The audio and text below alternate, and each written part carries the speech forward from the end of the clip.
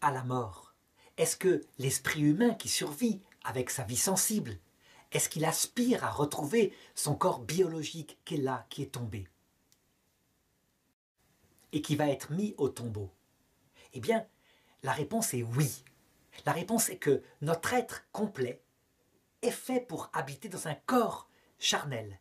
Nous ne sommes pas extérieurs à notre corps. Évidemment, lorsque Platon dit que ce corps est comme un tombeau pour l'âme et qu'il veut s'en débarrasser pour redevenir lui-même un pur esprit dans l'autre monde, il dit cela parce que nous constatons que ce corps est soumis à des inconvénients terribles, la maladie, la mort, la maladie d'Alzheimer qui peut abîmer nos souvenirs, notre mémoire. Cependant, ces inconvénients-là ne font pas partie de ce qui structure normalement notre être. Notre être est en 3 degrés de vie, et lorsque le corps est parfait, lorsqu'il agit dans sa plénitude, on ne le sent même pas. Alors nous pouvons avec lui toucher. C'est quelque chose qui fait partie de notre être.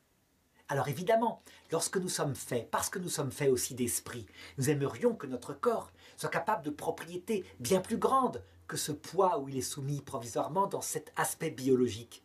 Donc le désir profond de l'être humain serait de retrouver un corps qui obéisse davantage à l'âme, qui soit comme transfiguré au service de l'âme. Notre vrai corps matériel, mais comme spiritualisé. Et donc ce désir au fond de l'être, eh bien, il est assumé par la foi catholique qui affirme que, à la fin du monde, Dieu rendra à tous les hommes, aussi bien les bons que les damnés, donc ceux qui auront choisi librement l'enfer, leur corps en plénitude, transfiguré, cette fois débarrassé de ce poids biologique, de la nécessité de souffrir, de mourir. Alors, nous redeviendrons parfaits. On doit donc dire que les morts aspirent à retrouver la perfection de leur être à travers la résurrection. C'est un désir naturel parce que nous sommes naturellement unis à notre corps.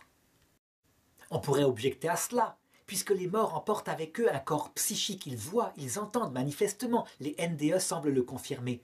Ça nous suffit bien. Et il peut passer à travers les murs, il ne peut plus se blesser. Donc c'est ça la résurrection. Eh bien la réponse est non. Ce corps psychique est un fantôme en quelque sorte.